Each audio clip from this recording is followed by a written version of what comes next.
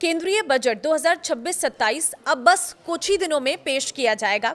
वित्त मंत्री निर्मला सीतारमण 1 फरवरी 2026 को रविवार के दिन लोकसभा में इसे पेश करेंगी और इस बार का बजट बहुत सारी उम्मीदें लेकर आने वाला है। क्या सस्ता होगा, क्या महंगा होगा और किस सेक्टर को कितना बजट मिलने का अनुमान है, आज उसी पर चर्चा करेंगे। इस वीडियो में लास्ट तक बने रहिएगा। नमस्कार, मैं हूं आपके साथ ममता तिवारी और आप देख रहे हैं न्यूज़ 18 का डिजिटल प्लेटफॉर्म। देखिए, वित्त मंत्री निर्मला सीतारमण का ये नवा बजट है लगातार, जो स्वतंत्र भारत के इतिहास में एक बड़ा रिकॉर्ड है।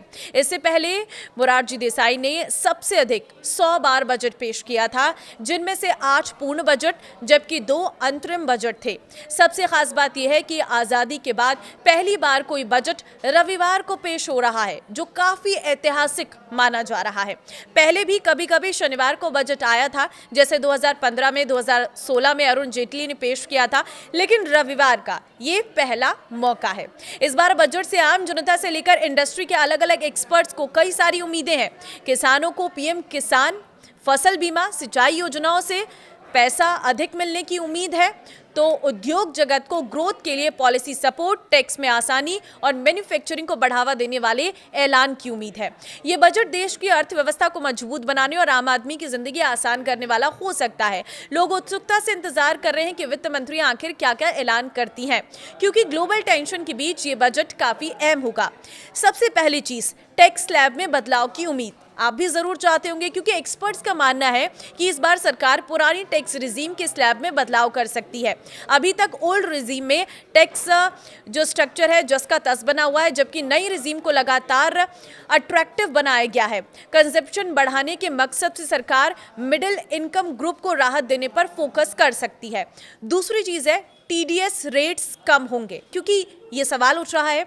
वर्तमान में अलग अलग ट्रांजैक्शंस पर कई टीडीएस रेट्स लागू हैं, जिससे टैक्स पेयर्स में कंफ्यूजन रहता है। बजट 2026 में सरकार टीडीएस रेट्स को सरल बनाते हुए इन्हें 2-3 स्लैब तक सीमित कर सकती है, जिससे जो कंफ्यूजन है वो बिल्कुल भी क्रिएट नहीं होगा और ये बहुत आसान हो जाएगा। तीसरी चीज जो है, ओल्ड रिजीम में स्टैंडर्ड डिडक्शन बढ़ सकता है। नई रिजीम में स्टैंडर्ड डिडक्शन 75,000 रुपये कर दिया गया है, जबकि पुरानी रिजीम में ये अभी भी 50,000 रुपये है। बढ़ती महंगाई को देखते हुए सरकार ओल्ड रिजीम में भी स्टैंडर्ड डिडक्शन बढ़ाने का ऐलान कर सकती है। चौथी चीज है, पति पत्नी के लिए जॉइंट टैक्सेशन। ICAI की सिफारिश पर सरकार पति पत्नी के लिए जॉइंट टैक्सेशन सिस्टम लाने पर विचार कर सकती है। इससे परिवार की कुल टैक्स लायबिलिटी कम होगी और टैक्स सिस्टम संतुलित बन सकता है। देखिए, पांचवी चीज है, LTCG टैक्स फ्री लिमिट में बढ़ोतरी। शेयर बाजार और म्यूचुअल फंड निवेशकों के लिए राहत की खबर आ सकती है।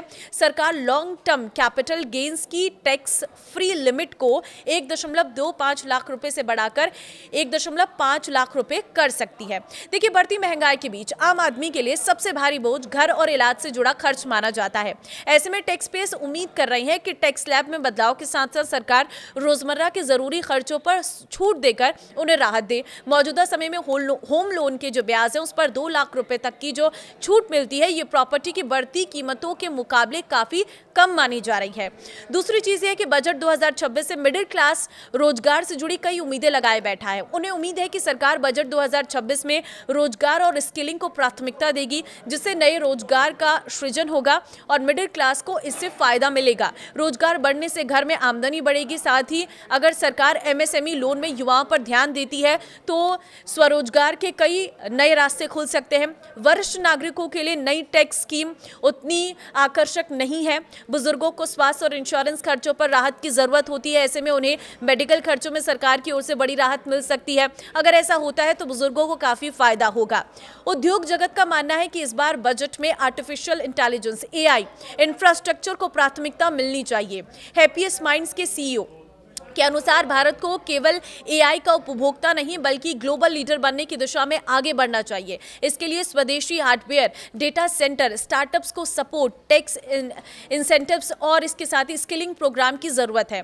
बाजारों को भी बजट से उम्मीद है, क्योंकि निवेशकों को इनकम टैक्स में राहत करीब 11.512 लाख करोड़ के टैक्स खर्च और फिजिकल डेफिसिट को 4.4% के आसपास रखने की उम्मीद है। कुल मिलाकर बजट 2026 से यह अपेक्षा की जा रही है कि वो ग्रोथ, रोजगार और इनोवेशन तीनों को नई गति देगा। कई एक्सपर्ट्स का मानना है कि अगर बजट में एंट्री लेवल ईवी को टैक्स छूट, सब्सिडी और आसान फाइनेंसिंग के साथ शामिल किया गया तो ये देश के ईवी इकोसिस्टम के लिए गेम चेंजर साबित होगा। इससे घरेलू कंपनियों को उत्पादन बढ़ाने, नई तकनीक विकसित करने और रोजगार के नए अवसर बनाने का मौका मिलेगा। तो आपको क्या लगता है, इस बजट में क्या आना चाहिए जिससे आपको फायदा मिले? कमेंट में जरूर बताना, और अगर आप मेरी इस वीडियो से सहमत है तो इसे शेयर जरूर करना। नमस्कार।